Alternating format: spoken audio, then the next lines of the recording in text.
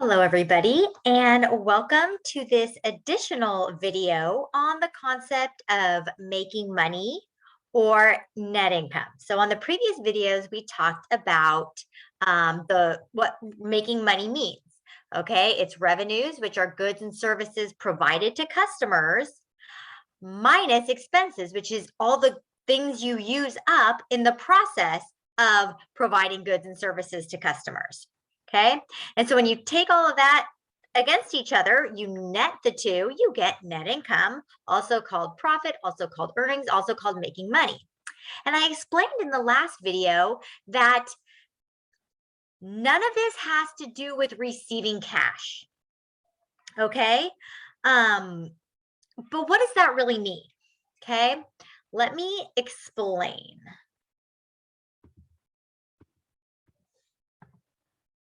Now, there are certain accounting rules that tell us when we have to record revenues and when we have to record expenses, because sometimes revenues will happen. You'll provide goods and services to a customer, but your customer will pay you at a different time. Or sometimes you'll have expenses. You'll use something up, but you're going to pay for it later. Well, then when do we recognize these things? Well, that's where we turn to our accounting rules. So the rules that we use in the United States are called GAAP, which stands for Generally Accepted Accounting Principles. And those are the accounting rules in the US. There are also international accounting rules. They are called IFRS, or International Financial Reporting Standards, IFRS.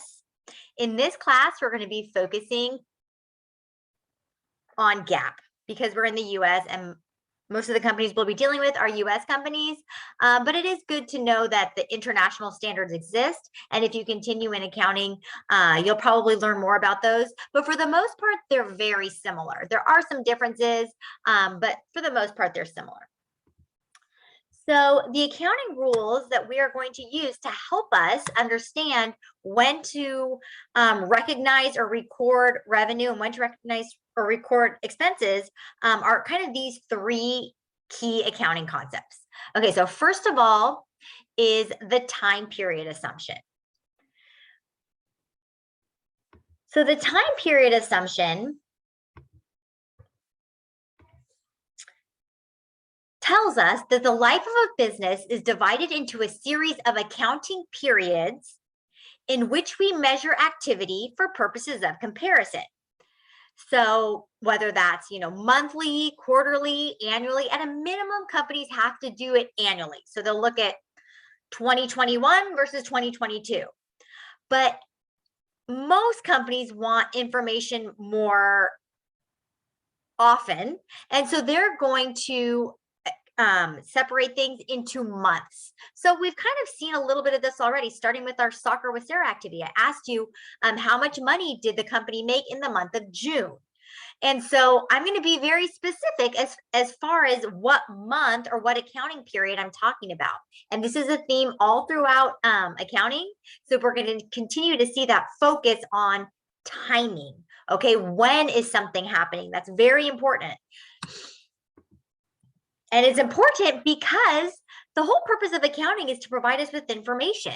And so we want to know, what did we do in one period versus another? If we mush it all together, we're not going to know if we're doing better or worse.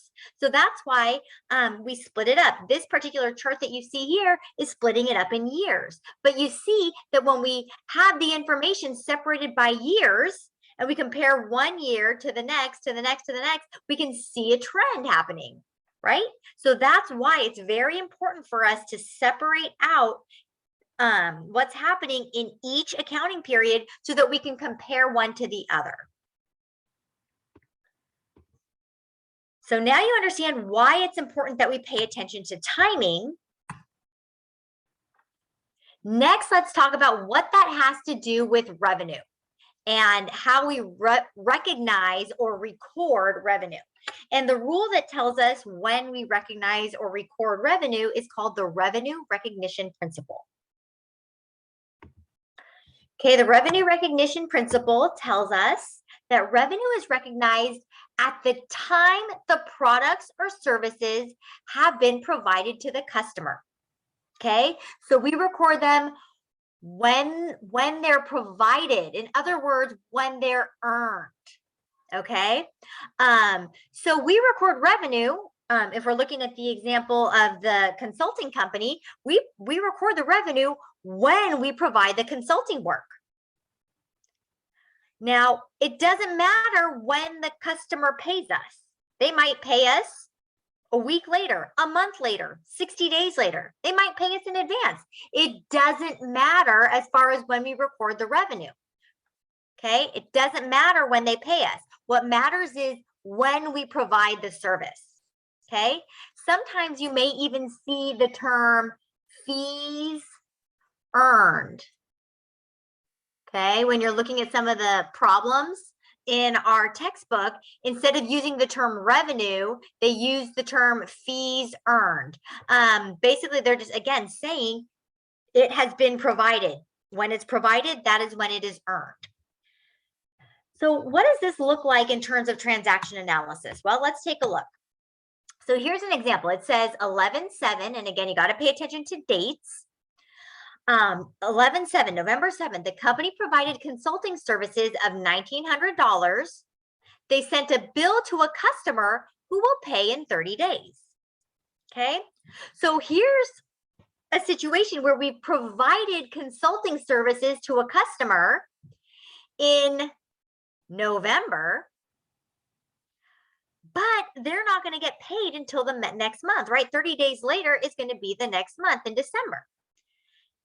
So what's happening then is the company provides consulting services to the customer, and in exchange, the customer is kind of giving us a promise that they're going to pay us in 30 days.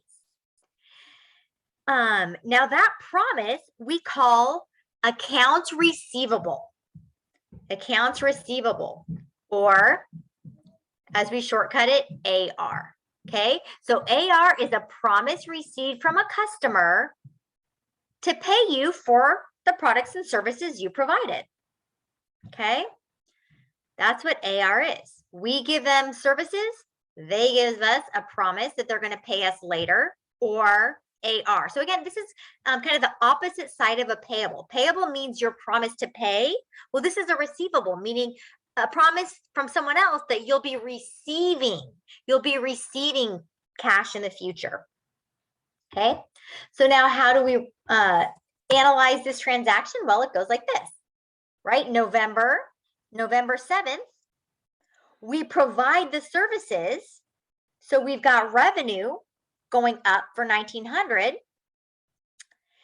And in exchange, we're getting a promise that we're going to be receiving money in the future. That's AR. AR is an asset because, again, that's future benefit, right? Assets are future benefit.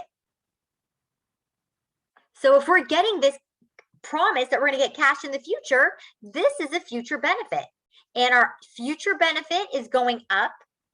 So you see now our accounting equation balances. We have asset side going up by 1,900, equity side going up by 1,900, it equals, we're good to go. So now what happens when eventually we do receive that money, because the customer will pay us. So it says here, December 7th, right? That's 30 days later. The customer paid $1,900 to pay for the consulting services received on November 7th. So what's happening there is now the customer is paying us. We're finally getting our cash. Yay. And in exchange, we're basically canceling out the promise they gave us, right? They promised to give us $1,900. Well, they did. So now the promise is gone. We don't, they don't owe us anymore. It's done. So how does that look like from a transaction analysis perspective? Well, let's take a look. So you see here was the original transaction in November. Now here is the transaction in December, and I just noticed I messed up. That should say 12/7. Okay, obviously it's December, right? December is when they're paying us. So December 7th, they pay us cash. So our cash asset is going up. And in exchange, we're canceling out the AR, right? Here was the original AR. Now we're going to cancel that out. So we're going to subtract it. So now if you look in the AR column, total AR due, the balance is 0, right? They had a promise and then they paid it. So now there's nothing left that's due. So you notice here when they pay us, we don't record the revenue again because we didn't provide the services in December. We provided them in November. So that's why you see the revenue recorded in November when the goods or the services were provided, not here in December when we received the cash. Okay. So again, to kind of recap, the revenue recognition principle means revenue is recorded when it is earned, when it's been provided, not when we receive the cash. Okay. All right. So that brings us, now that we've done the time period assumption, the revenue recognition principle, we're now here with the expense recognition or matching principle. So the rule for expense recognition tells us that expenses are recognized at the time the goods and services have been used to generate revenue. So in other words, when we use whatever our company uses to generate our revenue. An example might be something like utilities, right? The electricity bill, right? We need to have lights in order to see the work that we're doing. So we use electricity in order to provide services. So we're going to record this expense when we use the electricity, not necessarily when we pay for it. So let me show you an example of that. All right. Let me add to that. Okay. Why they call it the matching rule. Okay. What this does, when expense is recognized when it's used to generate revenue, essentially we're matching expense with revenue, right? I need electricity in order to provide these services. So if I record the services when they're provided, or when I record the revenue when it's provided, and I use this electricity to provide those services, this allows me to match my revenues with my expenses. They pair up, right? They happen in the same time period.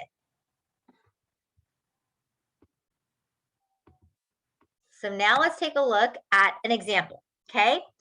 This one is November 30th, and it says the company received a $200 electricity bill for November. So in case, I don't know if you're aware of kind of how the electricity bill works, but there's a meter that tracks your electricity, and you use the electricity all month long. And at the end of the month, they check your meter and they tell you how much you used that month. So in this case, it tells us you used $200 of electricity in the month of November. And then we have to pay it in 1 week. Okay, so we're not going to pay it now. We're going to pay it in a week. Well, a week is December, right? Which is a different accounting period. So we'll get to December in a minute. Let's first talk about November, right? So November, what's happening all during the month of November is the electric company gave us electricity, right? We used electricity during the month, okay? And in exchange, we're giving them a promise that we're going to pay in 1 week. Now we call that promise accounts payable, which is shortcut to AP. So you see that here, AP, a promise to pay for products or services that you've received. I promise I'm going to pay in the future. So now how does this look from a transaction analysis perspective? So we see here, we've got November. We're going to date this November 30th. I know we use the electricity all month long, but we're just going to date it as of the end of the month to show that this is used all month long up until the end of November. So what we have is we have our expense. okay? Our electricity or utility expense. And remember, expenses always take away from your profits. They reduce your profits. So that's why expenses are always a negative, right? Because we subtract expenses from our revenue to find out what our net income or profit is. So we have expenses of $200. And since we haven't paid for them yet, we've only given a promise to pay. Well, a promise to pay is like a debt or something you owe, and that's liability. So that's here under liability, AP, our liability or what we owe is going up by 200. And if you want to check to make sure that your accounting equation balances, you see you've got a positive and a negative. They offset each other to become 0. And then nothing on this side. Yes, your transaction analysis works. Okay. Now what happens when the accounts payable are paid, when you finally pay that electricity bill? Okay. So what happens is the company, it says December 7th, right, which is a week later, a week after the end of November, it says the company paid the November electricity bill. Okay. So now in December, what's happening is we pay cash to the electric company, and in exchange, they cancel out our promise, right? Our promise or our AP goes away because we've fulfilled that promise. Okay. We don't want to record more electricity expense because we didn't use, that's not what we're paying for. We're not paying for more electricity. We're paying for the November or the past electricity. So from a transaction analysis perspective, this is what we do, right? Here we are now at December, right? December 7th, we pay 200 of cash, right? Cash is our asset. Our asset is going down. And our liability also goes away, right? Our liability goes down because we paid it. So if you want to check to make sure that your accounting equation balances, we see we have a negative 200 on this side and a negative 200 on this side. So yeah, we're good to go. And when it comes to just making sure that our expense was recorded in the correct period, remember, expense is recorded when we used it. Well, this was the November utility bill for the electricity we used in November. So you see the expenses here in November, not in December when we paid it. Okay. So again, to recap that, the expense recognition principle says you recognize it when it is used, not when you pay for it. Okay. Now, sometimes when you pay for it is in the same period that you use it, that's fine. But I'm saying when it's not, you have to be careful for that. All right, so that is the time period assumption, the revenue recognition principle, and the expense recognition or matching principle. Please make sure you have a good understanding of these concepts because they're going to come up again and again and again in this class. These are very key concepts in accounting, so I want to make sure you've got a good understanding of those. I know it can be a little tricky because you have to retrain your brain to think about those concepts and to separate them from cash, but the sooner you can do that, the better off you're going to be. Also, I just want to reiterate this accounts receivable and accounts payable. Students kind of get caught up on this sometimes because they sound so similar, right? The accounts part sounds similar. But remember, the difference is which side of the promise you're on, okay? They're both a promise. It just depends. Are you promising to pay? If you're promising to pay, it's account payable to you. If your customer is promising to pay you, that means you're going to be receiving the cash, so it's a receivable. So think about, your company's perspective. Is your company going to pay? Then it's a payable. If your company's going to be receiving, then it's a receivable. So try to think about it like that. All right, so that concludes this video. I hope it was helpful for you. If you have any questions, please let me know. And we can also discuss any questions you have in class. Thanks.